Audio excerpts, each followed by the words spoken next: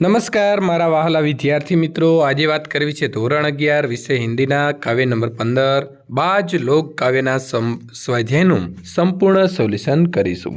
એ પહેલાં ચેનલની અંદર પ્રથમ વખત આવ્યા છો તો ચેનલને સબસ્ક્રાઈબ કરી તમારા મિત્રો સુધી વિડીયો શેર કરવાનું ભૂલશો નહીં।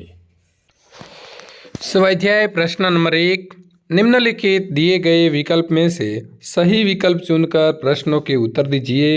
प्रश्न नंबर 1, बाज लोग झुंड बनाकर किसके पास बैठते हैं? जवाब आएगा अलाव। बाज लोग झुंड बनाकर अलाव के पास बैठते हैं।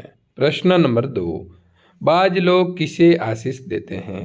बाज लोग आग को आशीष देते हैं। जवाब आएगा ग। प्रश्न नंबर 3, बाज लोग फावड़ा कैसे चलाते हैं? तो बाज लोग फावड़ा झुंड में चलाते हैं। जवाब आएगा ख।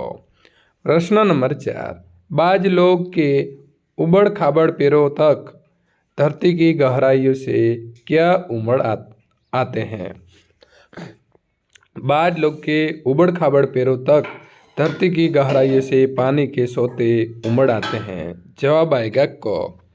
प्रश्न नंबर 2, निम्नलिखित प्रश्नों के एक एक वाक्य में उत्तर दीजिए। प्रश्न नंबर 1, कवित्री किन्हें बाज लोग कहती है? कवित्री इन गरीब, लाचार और कठोर परिश्रम करने वाले मजदूर को बाज लोग कहती है, जो अपने श्रम से दुष्कर कार्य कर दिखाते हैं पर समाज में उन्हें कोई महत्व नहीं देता। प्रश्न नंबर 2, बाज लोग किसको आशीष देते हैं? बाज लोग अलाव में जलती हुई और कड़कड़ती ठंडी में उन्हें ऊर्जा देने वाली आग को आशीष देते हैं। प्रश्न नंबर 3, सारी बाजियाँ हारकर बाज लोग कैसे रहते हैं? सारी बाजियाँ हारकर भी बाज लोग निश्चित और अलमस्त रहते हैं। प्रश्न नंबर 4, बाज लोग झुंड बनाकर कहाँ बैठते हैं? तो उत्तर आएगा, बाज लोग आग तापने के लिए झुंड बनाकर अलाव के चारों तरफ बैठते हैं। प्रश्न नंबर 3, निम्नलिखित प्रश्नों के दो वाक्य में उत्तर दीजिए। प्रश्न नंबर 1, प्रस्तुत कविता में किस वर्ग के समाज का वर्णन किया गया है? उत्तर आएगा, बड़ी बड़ी योजनाओं और निर्माण कार्य को पूरा करने में गरीब, लाचार, कड़ी मेहनत करने वाले मजदूरों का प्रमुख योगदान होता है, पर वे इसके श्रेय से वंचित रह जाते हैं। बाज लोग कविता में उसी सर्वहारा मजदूर समाज का वर्णन किया गया है। प्रश्न नंबर 2, जहाँ भी बची है वो जीती रहे से क्या तात्पर्य है? जहाँ भी बची है वो जीती रहे कविता की कड़ी कवित्री ने अग्नि को लक्ष्य करके कहा है। आग ऊर्जा का प्रतीक है। गरीब, लाचार मजदूर आशावादी होते हैं, उन्हें राय में पर्वत के दर्शन होते हैं, इसीलिए वे बुझती हुई आग के जीवित रहने, बची रहने की कामना करते हैं। मजदूरों का जीवन ही ऊर्जा का पर्याय है। प्रश्न नंबर 3, पानी के सोते कहाँ से निकलते हैं, कैसे? पानी के सोते धरती के अंदर बहुत गहराई में स्थित होते हैं। मजदूरों को फावड़े चलाकर अथक परिश्रम करने का पश्चात धरती की गहराई तक पहुंचना संभव होता है।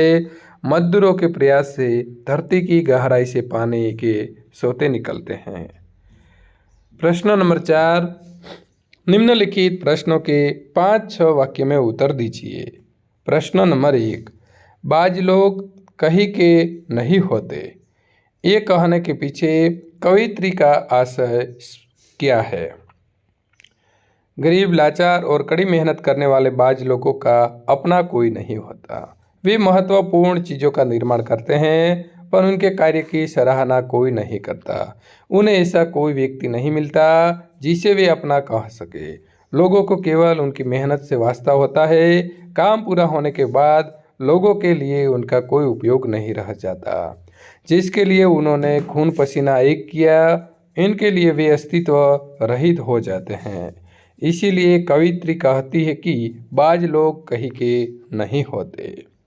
प्रश्न नंबर 2, सारी बाजियाँ हारकर भी बाज लोग अलमस्त क्यों कहलाते हैं? गरीब, लाचार और कड़ी मेहनत करने वाले बाज लोग अपने परिश्रम के बल पर दुनिया में चमत्कारों का सर्जन करते हैं। अनेक महत्वपूर्ण चीज़ों का निर्माण करने पर भी उनका श्रेय दूसरों को दे दिया जाता है। अपने किसी भी निर्माण से उनका न मोह होता है और न वे उस पर गर्व करते हैं। अपने किसी निर्माण का मालिक बनने की उन्हें चाह नहीं होती। अपनी मजदूरी के सिवाय वे और कुछ पाने की इच्छा नहीं रखते। वे जानते हैं कि उन्हें अपना कहने वाला कोई नहीं है। उनसे काम लेने के बाद उन्हें कोई नहीं पूछेगा। इसीलिए अपने बल पर जीने वाले बाज लोग अलमस्त रहते हैं। आशय स्पष्ट कीजिए। प्रश्न नंबर 1। बाज लोग सारी बाजियां हारकर भी होते हैं अलमस्त बाजीगर। बाज लोग मेहनत मजदूरी करके अपना जीवन यापन करते हैं। वे मेहनत करके बड़े बड़े काम कर जाते हैं। उनमें बड़ी बड़ी इमारतों तथा पुलों आदि का निर्माण भी शामिल होते हैं, लेकिन उनका अपने किए गए कार्य पर गर्व नहीं होता। उनका श्रेय दूसरों को लेते देख भी उन्हें कोई कष्ट नहीं होता। श्रेय न पाने पर भी ये मजदूर बेफिक्र रहते हैं। उन्हें किसी बात की चिंता नहीं होती और ये हर हाल में अलमस्त होते हैं। विद्यार्थी मित्रों, અહીં સંપૂર્ણ સોલ્યુશન પૂર્ણ થાય છે। ત્યાર પછીના પાઠ નંબર 16નું જો સોલ્યુશન મેળવવા માગો છો તો આપેલી એન્ડ સ્ક્રીન ઉપર ક્લિક કરી અને મેળવી શકો છો।